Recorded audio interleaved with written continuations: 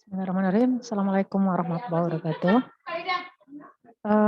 Hari ini materi yang akan Ibu jelaskan KD 3.3 mengenai Indonesia pada masa demokrasi liberal tahun 1949 sampai 1959.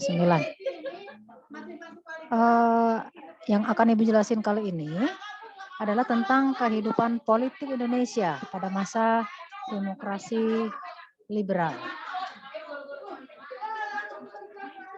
dalam bidang politik. Hari ini banyak akan membahas tentang kehidupan politik Indonesia pada masa demokrasi liberal ya. Kita tahu bahwa sistem pemerintahan Indonesia pada masa demokrasi liberal itu dikatakan masih sangat kacau. Kenapa dikatakan sangat kacau? Karena dalam periode demokrasi liberal, pada masa pemerintahan demokrasi liberal, Indonesia mengalami 7 kali pergantian kabinet. Mengalami 7 kali pergantian kabinet, di mana kabinet yang memerintah pada waktu itu adalah Kabinet Natsir, Kabinet Sukiman, Kabinet Wilopo, Kabinet Ali Sastro Amijoyo I, Kabinet Burhanuddin Harahap, Kabinet Ali Sastro Amijoyo II, dan Kabinet Juanda. Dan masing-masing kabinet itu mempunyai program yang berbeda-beda. Nah, karena jangka waktu pemerintahan dari masing-masing kabinet itu sangat singkat, sehingga dari program-program yang telah direncanakan, program-program yang sudah dibuat, itu tidak bisa terlaksana semua. Tidak bisa terlaksana semua. Sudah diganti dengan kabinet berikutnya. Ya, seperti misalnya salah satu contoh. Salah satu program yang sudah direncanakan oleh kabinet pertama, Kabinet Natsir. Beliau sudah merencanakan untuk mengadakan pemilu pertama 1955. Tetapi ternyata Kabinet Natsir ini atau pelaksanaan pemilu dilanjut pada kabinet yang kedua, Kabinet Sukiman. Kemudian dilanjut juga pada kabinet yang ketiga, Kabinet Wilopo. Kemudian dilanjutkan juga sampai kabinet keempat, Kabinet Ali yang ke-1, sampai akhirnya pelaksanaan pemilu itu bisa dilaksanakan baru pada masa kabinet yang ke-5, yaitu Kabinet Burhanuddin Harahap. Ya, itu salah satu contoh dari program. Salah satu program kabinet yang sudah direncanakan dari kabinet pertama, ternyata pelaksanaannya baru bisa dilaksanakan dalam kabinet yang ke-5, yaitu Kabinet Burhanuddin Harahap. Ya, Ibu tadi bilang sudah bahwa masing-masing kabinet mempunyai program yang berbeda-beda. Karena jangka waktunya itu sangat singkat, sehingga program-program dari masing-masing kabinet itu tidak bisa terlaksana semua. Inilah yang menimbulkan kekacauan politik Indonesia pada masa demokrasi liberal dalam sistem pemerintahannya. Kemudian yang kedua, mengenai sistem multipartai. Kita masih bicara tentang politik. Sistem multipartai, multi artinya banyak, sedangkan partai, multipartai berarti mempunyai banyak partai. Ya, ini masing-masing kabinet atau masing-masing program dari masing-masing kabinet. Bisa kita lihat di situ.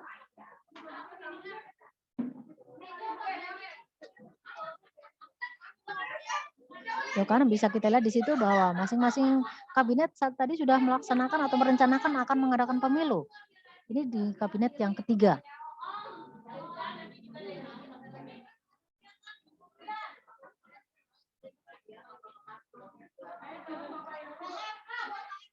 Nah, ternyata pelaksanaannya baru pada kabinet yang ke-5, yaitu Kabinet Burhanuddin Harahap. Di sini bisa dikatakan atau bisa kita lihat bahwa penyelenggaraan pemilu untuk pertama kali adalah atau pemilu pertama untuk memilih anggota DPR dan Dewan Konstituante.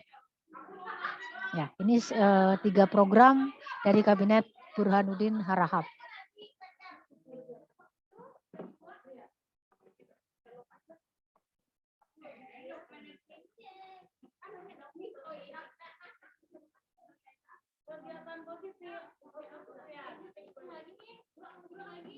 Ya, kita lanjutkan mengenai masih sistem pemerintahan yang kedua, yaitu tentang sistem multipartai.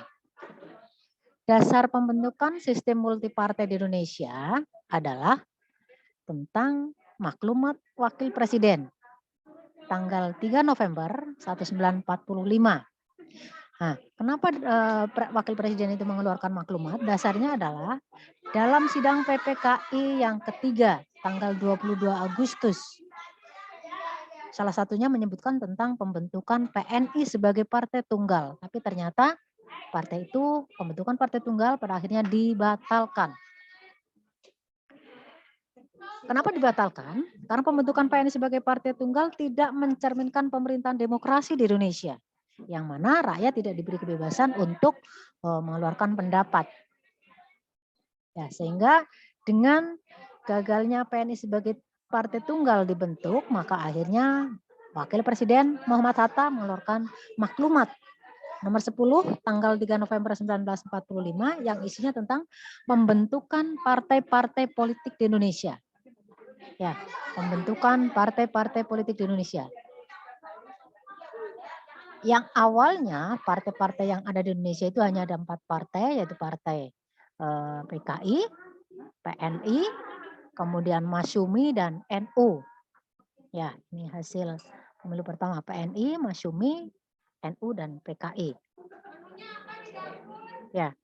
Kemudian setelah dikeluarkan maklumat itu, maka sejak tanggal 3 November 45 dibentuknya partai-partai politik di Indonesia. Seperti misalnya PKI, PNI, kemudian Masyumi, kemudian Partai Sosialis Indonesia, Partai Buruh, Partai Kristen, Partai Katolik, kemudian Partai Marhens, dan sebagainya. Yaitu partai-partai yang bermunculan setelah dibentuknya atau setelah dikeluarkannya maklumat Wakil Presiden tanggal 3 November 1945. Ya, itu poin yang kedua tentang sistem multipartai di Indonesia.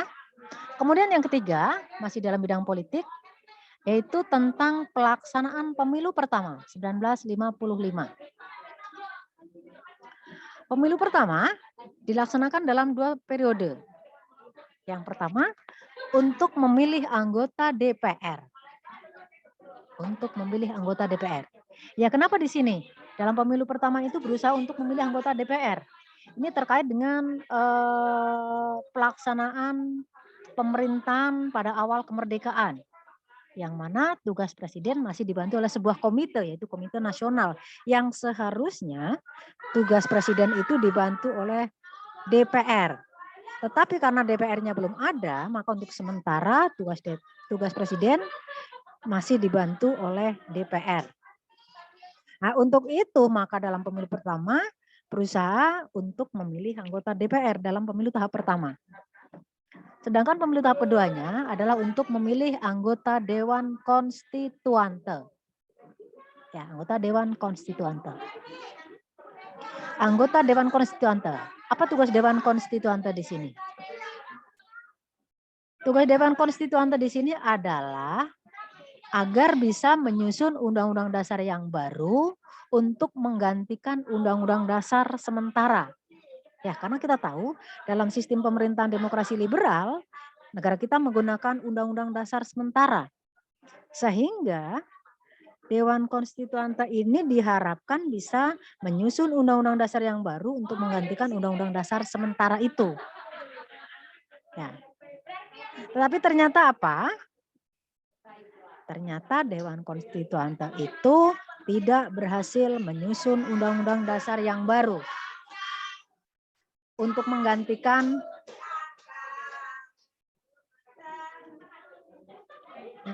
untuk menggantikan Undang-Undang Dasar sementara 1950. Tetapi ternyata Dewan Konstituante ini tidak berhasil menyusun Undang-Undang Dasar yang baru. Sehingga Presiden akhirnya mengeluarkan suatu dekrit yang disebut dengan Dekrit Presiden pada tanggal 5 Juli 1959. Yang isinya dari Dekrit Presiden itu yang pertama adalah pembubaran Dewan Konstituante. Yang pertama. Kemudian yang kedua, tidak berlakunya kembali UUDS dan berlakunya kembali Undang-Undang Dasar 1945. Yang ketiga, pembentukan MPRS dan DPAS. Ya, itu isi dari Dekrit Presiden 5 Juli 59. Ya, salah satunya adalah tentang pembubaran Dewan Konstituante. Kenapa dibubarkan tadi? Karena Dewan Konstituante itu tidak berhasil menyusun Undang-Undang Dasar yang baru untuk menggantikan Undang-Undang Dasar sementara 1950. Ya.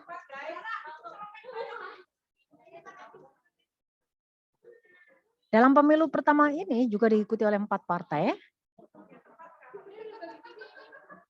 yaitu Partai PNI, Masyumi, NU, dan PKI.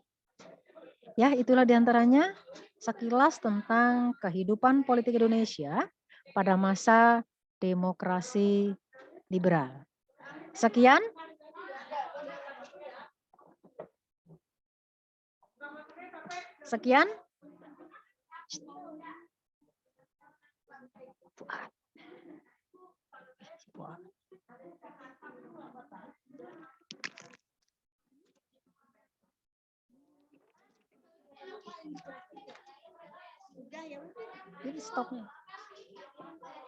Sekian penjelasan Ibu tentang kehidupan politik Indonesia pada masa demokrasi liberal.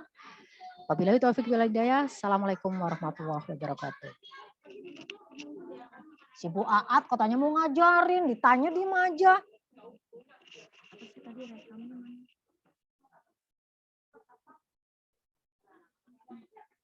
Ayo, terus gimana? Sipa. Mana Sipa? Lupa lagi aku kemarin. Tadi udah di stop.